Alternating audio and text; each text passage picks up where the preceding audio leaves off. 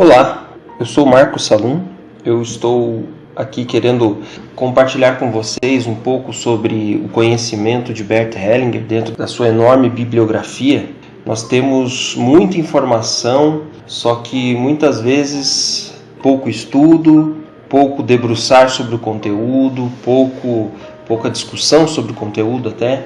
Então, Bert Hellinger ele tem aí um universo de informações que ele traz em suas dezenas de livros e eu gostaria de, com vocês aqui, fazer leitura dos livros, assim como compreensão, estudo. Vou falar um pouquinho sobre a minha compreensão também, mas não quero de forma alguma influenciar no conteúdo, muito pelo contrário, eu quero que o conteúdo que guie minhas palavras, guie meus comentários, até porque a gente vê muitas vezes que as pessoas influenciam no conteúdo ou adaptam o conteúdo à sua própria realidade, à sua própria experiência, muitas vezes até religiões.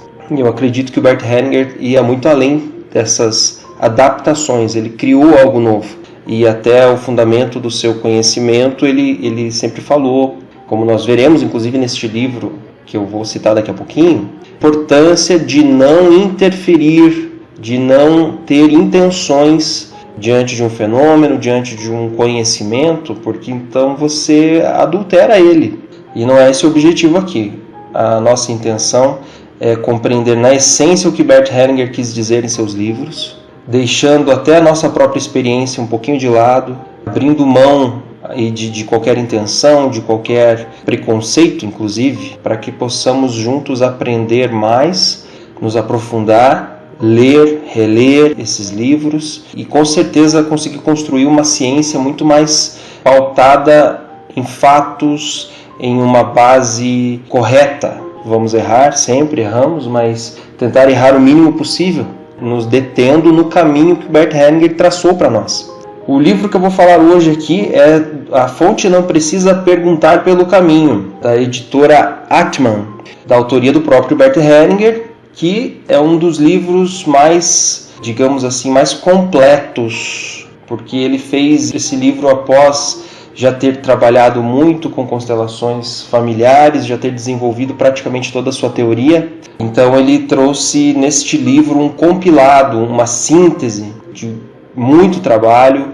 A Fonte Não Precisa Perguntar Pelo Caminho, diz num subtítulo, um livro de consulta, é um livro onde nós podemos sempre voltar a ele, buscar nele informações. Então, eu vou começar fazendo uma breve leitura do texto e a gente segue numa breve explicação após cada parágrafo ou alguma coisa assim. No começo do livro, o Bert Hellinger já fala sobre de onde surgiu todo esse conteúdo que ele vai trazer durante o livro. Ele fala aqui, ó, abre aspas, até aqui um longo caminho foi percorrido, fecha aspas.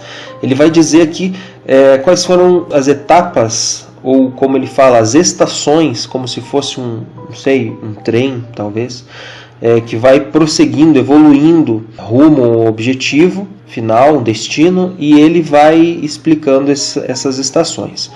Eu vou ler aqui qual é esse caminho, a breve explicação dele sobre esse caminho.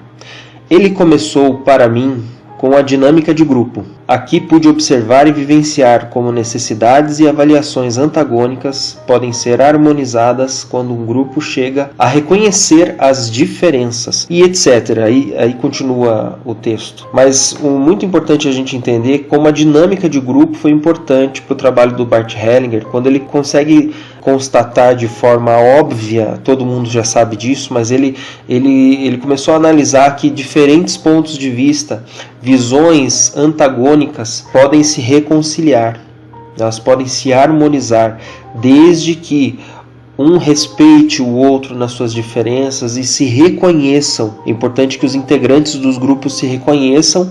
Esse pequeno exemplo de consideração do outro, da existência do outro, de uma opinião diferente da minha, já tem um peso muito grande que a gente consegue ver nas constelações familiares, como isso é fundamental para qualquer tipo de trabalho. Daí, na sequência, sobre a próxima estação.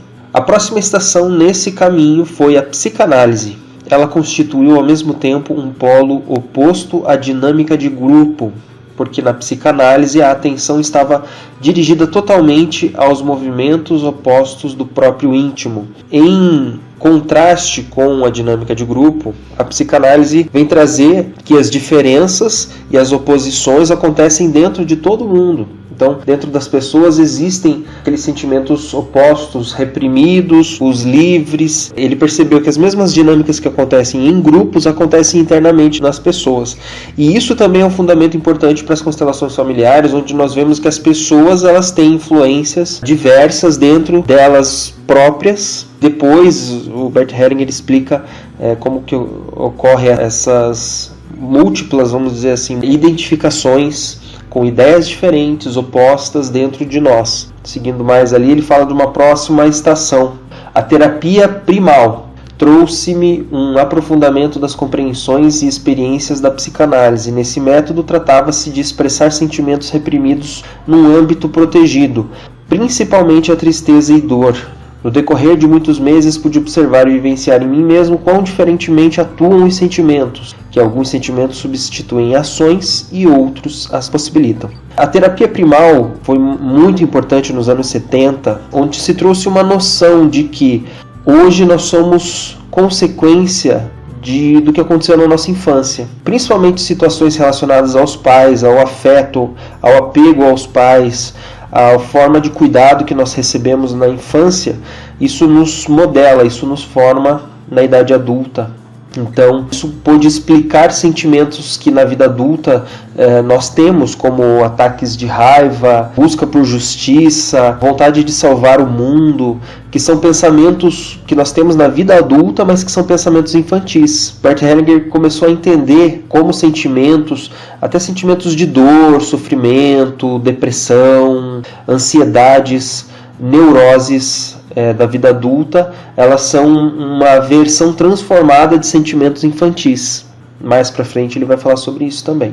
Aí ele vai falando aqui, logicamente, esses detalhes que eu estou colocando, o Bert Hellinger não explica, mas dentro do que a gente já conhece um pouquinho do trabalho do Bert Hellinger, e vendo agora pelo prisma das constelações familiares, a gente consegue ver que tudo isso faz parte das constelações. E é bacana pensar que quando a gente olha as constelações familiares, muita gente tem aquela primeira impressão de que é isso? Uma impressão de que constelação é até um negócio, sei lá, talvez esotérico, religioso, mágico. Só que não, ele tem base em estudos, terapias, a própria psicanálise, e tem base em teorias científicas precedentes, muito competentes.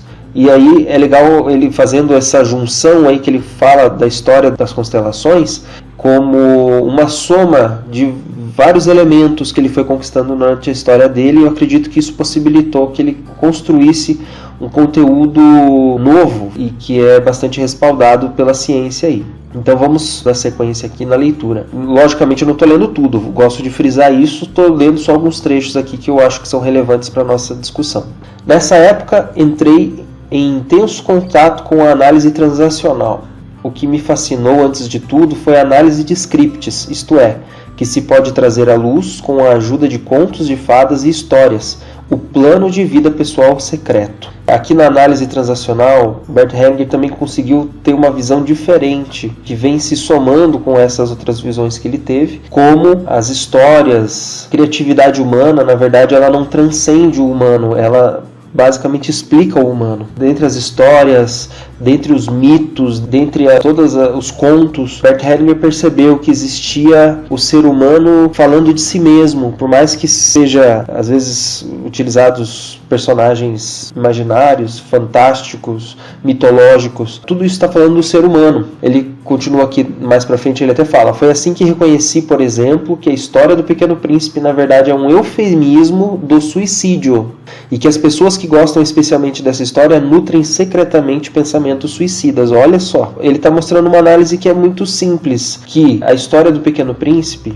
por exemplo, ela fala sobre o Pequeno Príncipe que acaba indo para a morte, se encaminhando para a morte, só que de uma forma muito bonita, de uma forma muito romântica, de uma forma muito respaldada lá pelo contexto da história. E tudo isso mostra uma intenção suicida, né, ou uma tendência suicida do autor que escreveu a história e dos leitores que se identificam com a história. Eu, pessoalmente, sou um grande fã do Pequeno Príncipe, mas eu achei muito interessante entender essa avaliação que o Bert faz, que existem intenções por trás dos nossos interesses, existem verdadeiros fundamentos que nos rodeiam quando nós falamos aí sobre nossos gostos, nossos estilos. Tudo isso tem um porquê. Ele coloca aqui: mais tarde, quando cheguei à compreensão das ordens do amor, pude ver que muitos scripts indicam um emaranhamento, isto é, que o script que uma pessoa segue descreve frequentemente o destino daquele membro da família, com o qual está emaranhada sob influência da consciência familiar. Então, esses emaranhamentos, essas conexões que nós trazemos dentro de nós, elas revelam algo muito mais profundo de uma característica sistêmica da nossa família, da nossa origem. Então, quando nós vemos histórias, nos identificamos, a gente na verdade está entendendo a história da nossa família, a gente está se identificando com situações que aconteceram no passado na nossa família. Então vejam a profundeza desse conhecimento e como tudo isso vai se encaixando dentro das constelações familiares. Porque depois nas constelações nós vemos que gostos, interesses, sejam eles moralmente ditos como corretos ou incorretos, independente disso, mas características e scripts de vida, como destinos que as pessoas seguem, eles têm uma base muito anterior à própria pessoa. Bem, o próprio livro vai explicar um pouco disso, eu estou falando aqui, talvez me antecipando um pouco. Vamos para frente aqui. Outras importantes estações no meu trabalho foram, o Bert Hellinger diz, a hipnoterapia segundo Milton Erickson e a programação neurolinguística, PNL. Junto com a aplicação da observação exata dos mínimos movimentos, elas aplanaram o meu caminho para o trabalho com histórias. O que é trabalho com histórias? Né? O Bert Hellinger trabalha muito durante as constelações familiares, ele entende o contexto histórico que existe dentro daquele fenômeno. E ele se abre para essa história e ele, utilizando noções da hipnoterapia e programação neurolinguística, que digamos agora aqui de forma bem superficial, porque eu não sou especialista nessas áreas, mas que indicam muitos traços de informação nos pequenos movimentos do corpo, na direção que se aponta o olhar. Por exemplo, nas constelações nós vemos muito quem olha para baixo está procurando algo ou alguém. A parte de baixo geralmente está no chão, possivelmente são mortos. Quem olha para cima tem essa busca pelo campo das ideias, da memória, a programação neurolinguística traz isso. Hipnoterapia, no sentido de concentração, num alto nível, onde aguça-se as percepções, onde o terapeuta consegue acessar o campo, vamos dizer, de informações do cliente para que possa realmente entrar na história dele. Então a gente vê aí que a constelações familiares é baseada em muita coisa legal. Tem gente que não gosta muito de entender a origem das constelações, mas se a gente não entender a origem, nós não vamos entender o fundamento e como é que ele funciona, na verdade, né? As constelações funcionam. Então, essa coisa de tornar um mito como funcionam as constelações familiares, eu acho que isso é muito negativo para a nossa profissão. Quanto mais nós pudermos ser claros nisso, que o próprio Bert Hellinger fala, em como que surgiu essa constelação familiar, nós conseguiremos entender mais o fenômeno da constelação. Porque muitas pessoas, e me repito, muitas pessoas olham e falam que isso é coisa de outro mundo, que isso é coisa do espiritismo, ou isso é coisa de sei lá. Eu mesmo, a primeira vez que eu vi isso, eu achei que aquilo não era uma coisa muito, muito correta, assim. Mas dentro do meu pensamento muito limitado da época, há muitos anos atrás, eu tive muito preconceito. Então, com base em estudos, com base em vivências, a gente vai conhecendo melhor, entendendo a base científica, e a base dos conhecimentos do Bert Hellinger aí, que apesar de ser um gênio, construiu-se sobre outros gênios. Vamos na sequência aqui. Ele fala então, quando então me dediquei à terapia familiar, já estava preparado para ela em muitos aspectos. Com as constelações familiares adquiri uma após outra compreensões das ordens do amor e os limites e modos de atuação da consciência. Então aí ele se dedicou para a terapia familiar porque ele já estava compreendendo as dinâmicas familiares que existem, as dinâmicas sistêmicas que existem em cada pessoa, em cada comportamento, em cada pensamento, em cada sentimento. Então ele foi um passo além. Viu que nas constelações familiares ele conseguia obter mais informações também. Bem, e para concluir, o Bert Hellinger diz o seguinte: daí resultaram amplas consequências para o meu trabalho terapêutico. Por exemplo, no tratamento de doenças graves, traumas, psicoses, agressores e vítimas. Entretanto, além da psicoterapia no seu sentido restrito, adquiri mais e mais compreensões sobre o comportamento humano no seu sentido mais amplo, por exemplo, ordens no relacionamento de casal e ordens entre pais e filhos, sobre os efeitos distintos do comportamento religioso, sobre nossos encontros com a morte e os mortos e ainda sobre caminhos e modos de promover a paz e a reconciliação. Quando ele fala isso neste momento, ele está falando de forma resumida.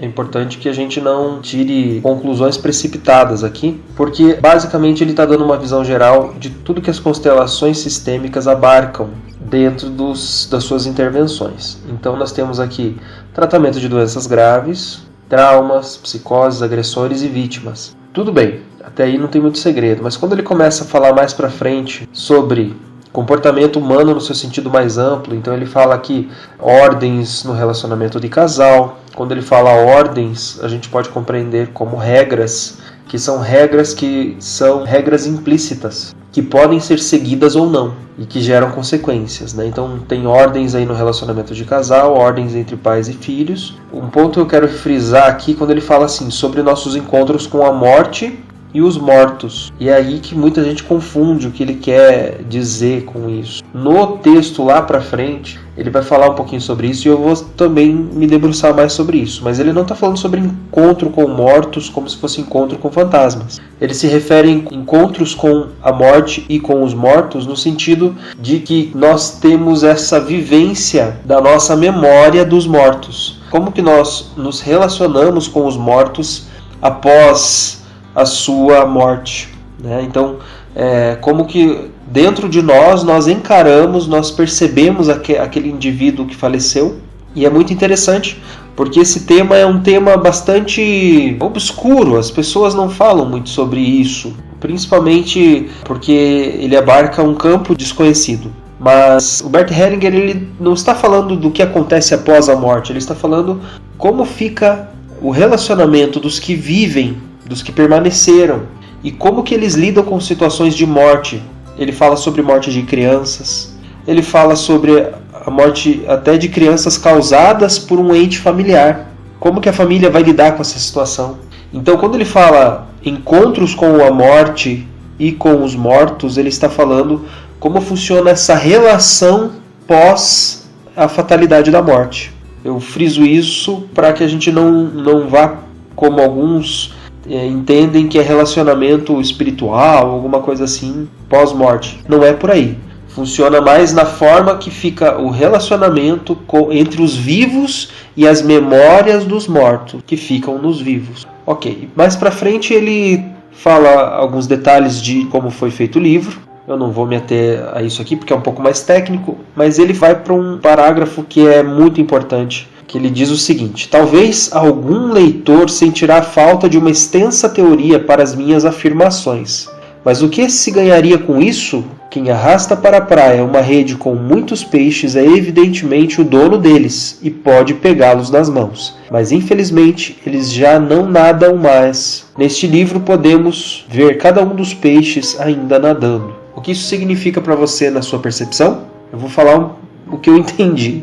Ele está querendo dizer que todos esses conceitos que ele traz são conceitos que estão amplamente sendo conhecidos ainda, sendo explorados ainda. Então ele não quer trazer uma teoria que finalize o conteúdo. Eu acho que isso é muito bacana do Bert Hellinger, onde ele fala com isso sobre a humildade de todo o conhecimento que ele já desenvolveu, onde ele assume e coloca que o conhecimento que ele tem ainda está em construção.